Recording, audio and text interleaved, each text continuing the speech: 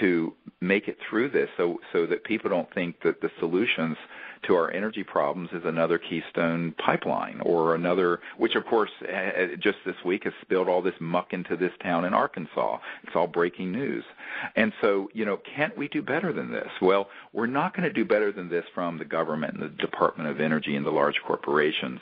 And I think the only way we're going to get to this next phase in our civilization is to take it to the people. So here we have a film that's been funded by and for the people, and now it's going to be distributed by and for the people. And I think that's as it should be. Yeah, I couldn't agree with you more. I think it's the most effective way of raising awareness. And it also really helps the people out there that really want to see some movement on the free energy side. So I've spent a long time working with Thrive, and I'm already seeing it with Sirius. There aren't just goons and trolls in the real world. There are goons and trolls in cyberspace too. Okay. So you see a ton of people already coming out there saying, you're charging for this movie, that's ridiculous. Right. Well, hang on a minute. We're charging for the movie because we actually want to create a free energy lab that is in plain sight. And the sooner we can do that, and the sooner we raise money to do that, the sooner we can change things around on this planet. So in terms of the affiliates, it's a real drive in terms of a call to action. The sooner we can get this out there, the more people that become affiliates for the movie, the quicker we'll actually wake people up. Because a lot of people in Middle America don't know about this yet, but we need to make sure that they're aware of it. We need to achieve that critical mass, and that's exactly what Cloney did, which was the video you referenced about the warlord. Yes.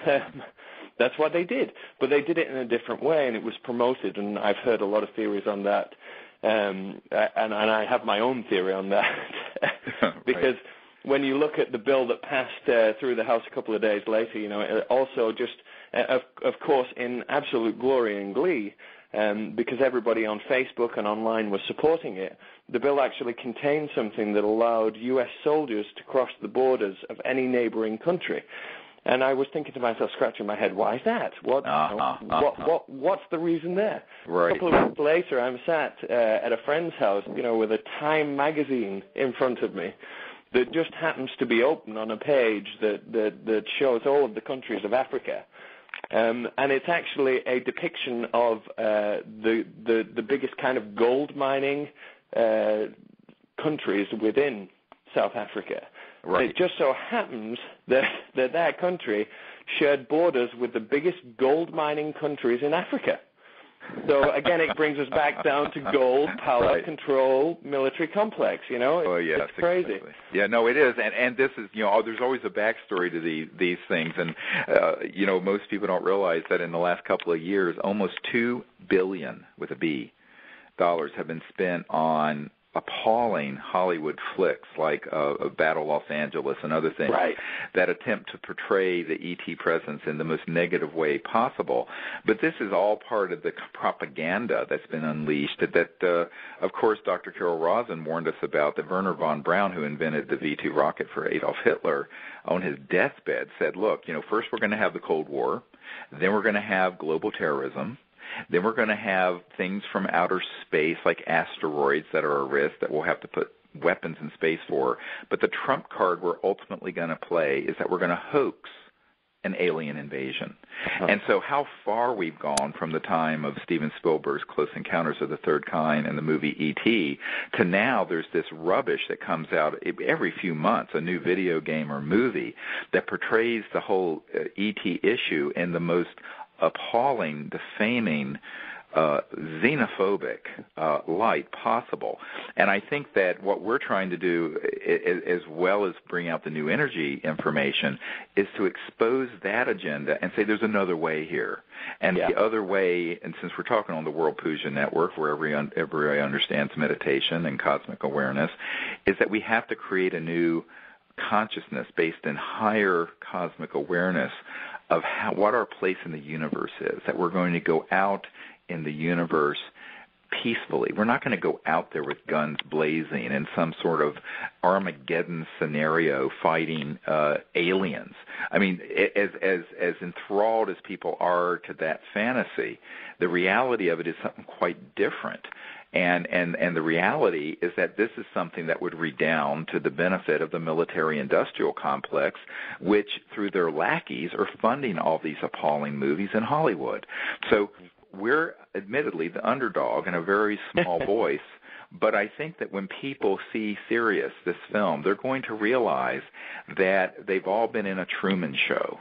They've all been sort of in an Orwellian motion picture where they had been spoon-fed rubbish that they have taken hook, line, and sinker, and that the reality is something very beautiful, and that is we are being visited by intelligent civilizations that are quite peaceful, that they're concerned not with invading us, but they're concerned with us destroying ourselves or them, and that we have become, humans, an existential threat to ourselves and perhaps to others.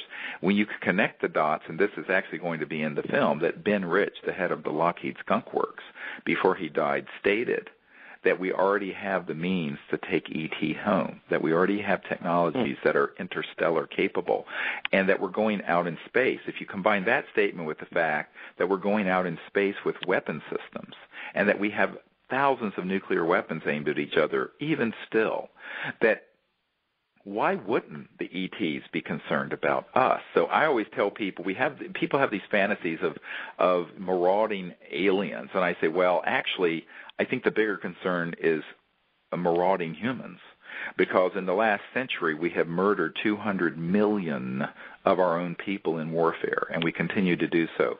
And so we have to find a new consciousness of going forward that is based on justice and enlightenment and a peaceful world, and also peace in space. And that's really the meta theme of this film, Sirius. And by the way, one of the things I want to encourage people to do is to hold a Sirius premiere parties the night of Earth Day, the 22nd of April, because that's when everyone who's signing up now can view the video on demand, and you can have a party, and you can have a virtual party with people you know. So if you can't be at the premiere, and I do apologize, the premiere theater is sold out and has been for some time, although we are going to have a second theater at LA Live that will be open. We've just signed the contract for that, so that even though you can't be in the main theater where I will be and where Thomas Jane and other folks will be, you will be able to be in the same complex with the red carpet and all the excitement of premiere night. We have just engaged a second theater that's an overflow theater. So you can find out about that also at SiriusDisclosure.com if you want to be in the LA area for April 22nd. But if you can't be there in person, because I'm sure that theater will fill up as well, you can do this wherever you are. If you're in Russia, I know we have people listening from Malaysia, from Australia, from all over the world. You can have a Sirius premiere party and viewing right there in your own home and in your own town, because this film will be on video on demand beginning that night at the same time that we will all be seeing it for the first time together at the Los Angeles premiere. So it's very exciting. So I'd like to encourage people to begin organizing now for these premiere parties on April 22nd. Yeah, I think that's a really great thing, because one of the major issues about films on subjects like this is they're traditionally thought of as taboo. And people are really not concerned about people they don't know, but they are concerned about their brother or the best friend and what they think of them. So the idea of getting a group of people together who you're close to, who you're friendly with, to watch the movie and open up the conversation is a really good idea. It's also a really powerful idea because there's power in numbers. And so you get your people together. You can watch it online at SiriusDisclosure.com as of April the 22nd through our system. If you want to check that works, all your computers up to date, make sure you do that beforehand. You can contact our customer service team through our website, yekra.com. Get your party together, and then think about the actions that you want the people in the room to actually take. They can sign up as an affiliate there and then, immediately after the film. They can tweet it out. They can Facebook it out. The power is in our hands here. We are the underdog. But the power is in our hands because we've got social media, because we've got a good strategy for spreading the word, and because we're actually looking to do something really, really great with the net proceeds of the film, that's really going to benefit everybody. So it's a win-win, and I think it's a wonderful opportunity for people to come together, to get the conversation started, and to push it out into the wide stream, and to do what Coney did. Make sure you tweet about it on that day. Make sure you Facebook about it, even if you're not an affiliate. If you are an affiliate, you can do that and earn money from it as well. And everything goes back to this energy lab and us changing the power dynamic as quickly as we possibly can do. Well, and see, we're going to be doing this for months. So, this video-on-demand system is not just a one-day event. I don't want people to get the idea that it's only for premiere night. It's going to be going on for months. And so you can keep moving this virally through your social media, Facebook page, Twitter, and I believe, and correct me if I'm wrong. I'm not very techie, people who know me, but I believe that when you become an affiliate, you can even put a link in your Twitter feed or on your Facebook page where people can hit it and they can go right to the player that would be associated with your affiliate distributor status. Is that correct? Sure. Let me just run through what each affiliate will get and how they can quickly use it. They'd get a link developed that's unique to them. So wherever they post that link, whether it's on Facebook, whether it's through Twitter, whether it's to use it to hyperlink text or to hyperlink some key art of the movie, and to send that via email, they can use that link. Wherever that link goes, we track it. So if all of their friends reshare it, retweet it, and it ends up in Japan from America and somebody makes a purchase from Japan, we're tracking that. And they can log in, and it's all completely transparent and empowering. So they can see where the statistics are, how much money they've made off this, or how much money they've donated back to the Free Energy Lab, and the creation of it, and the spreading the word and doing good at the same time. The other thing that we do is we create a player, an embed code for a player that it can be unique to an individual affiliate.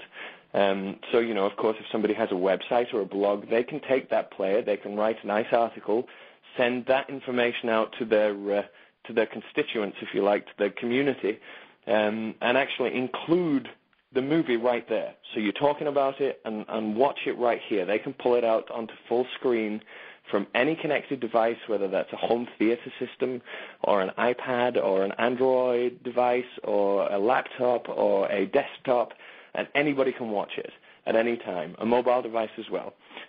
So we've got those two things, and then the third thing that we have is an embeddable player, but it comes up in a light box when an advert is clicked.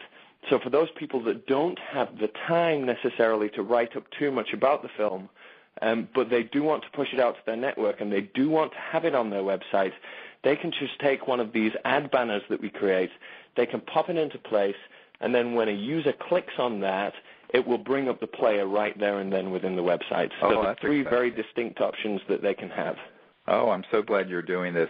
This is so far over I'm just a country doctor here in Virginia, and I this is so far beyond my pay grade, but I'm glad folks like you know what they're doing, because I have to say there's this amazing team that's come together. We have a man, Gregory Markell, who's with a internet marketing firm who's donating his time, but he's done very large films like The Hobbit and many other big films, Django Unchained and what have you, and we just have this amazing group of people from all over the world who are helping us organize and network this event and the rollout of this. And our view of it is now many people are asking us, are we going to have other big screenings? And I just want to tell people, yes, we are. We just booked this week the 1,000-seat Paramount Theater in Charlottesville, Virginia, here near the University of Virginia, and that will be on the 12-year anniversary of the Disclosure Project National Press Club event, May 9th